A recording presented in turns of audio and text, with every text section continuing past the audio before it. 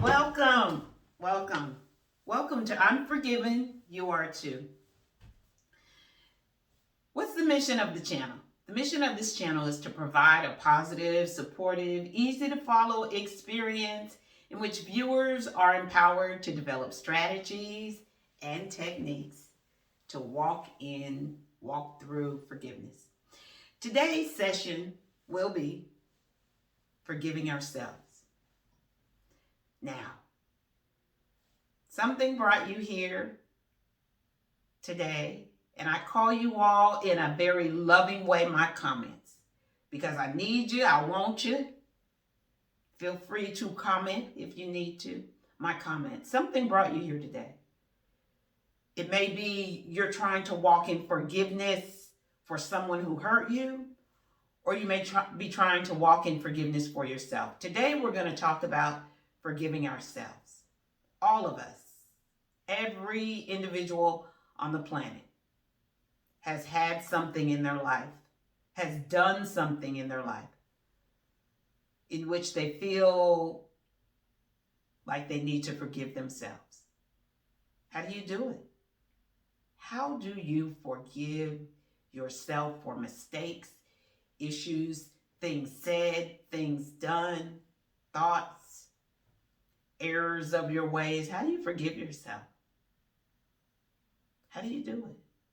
Well, I think first of all, we have to try to understand what took us to that place where whatever happened, whatever thing was done. What took us there? Where were we in our mind? Where were we in our thoughts? Where were we in our actions? I think sometimes when we look back, all individuals, you look back at your life, you say, you know what? There was a level of immaturity. You had not grown up. You acted out of fear. You acted out of home training. You acted out of, this is what we did where I grew up. You acted out of the way you were raised. But ultimately, when you become an adult, you have to take responsibility for all of it. And so what's the first step that you might want to use? Technique. What's the first thing that you want to do when you're trying to forgive yourself? Well, you've got to come to an understanding of what got you there. What got me there? You've got to come to an understanding of what got you there and walk through that. Take yourself through a mental walkthrough. What got me there? You then have to take responsibility for your actions, for what I said, for what I did, for how I did it, for how long I did it. You've got to take responsibility for your actions without beating yourself up. You got to stand up in it. You got to put your shoes on. You got to stand up in it. I suggest you get a journal and begin to write. There's something very powerful that happens when you take pen to paper and you begin to pour out your account of the situation. Watch this. Strategy number one. When you begin to get a pen, a journal, notebook, take a pen to paper and begin to pour out your account of the situation. Begin to pour out your account. You don't need to go to anyone else who was there because they were there. They know what happened. But in your walk to self-forgiveness, you need to write down your account. Not what they did, not what he, she did, but you write down what you did. Write down what you did. And then do a autopsy on what happened. When I say do an autopsy, begin to take apart piece by piece what happened. This is not a one-day thing. This is not a one-day thing. This is a work that you want to do and that you can do as you walk in forgiveness, as you walk in self-forgiveness. You got to understand, you have to make a self-vow that I will not go through the rest of my beautiful, long, glorious, lovely life beating myself up. I'm going to take responsibility. I'm going to take pen to paper. I'm going to write down an account as I see it of what happened,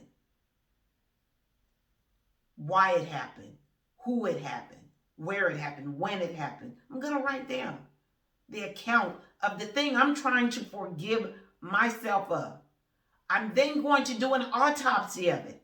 I'm going to take it apart. And then I'm going to let it go. I'm going to take the lesson from this situation. Where was I? What was this about? What was this in me?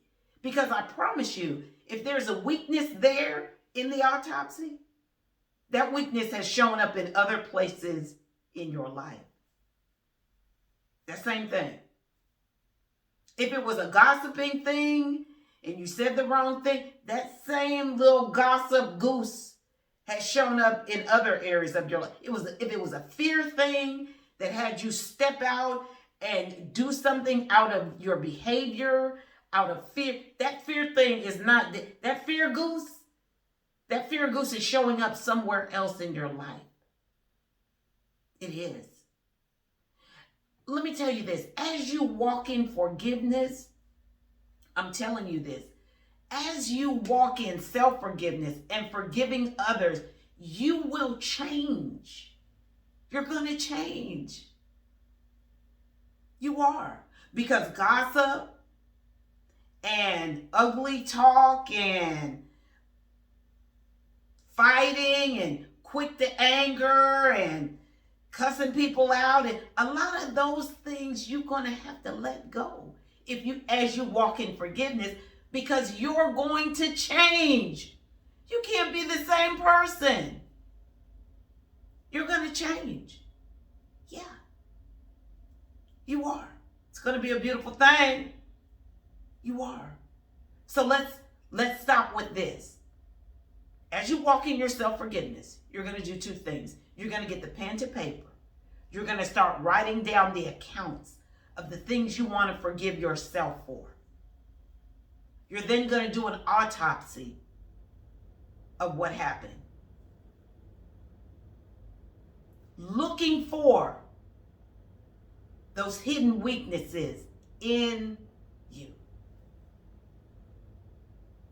Remember, don't let them shake you. Don't let them make you.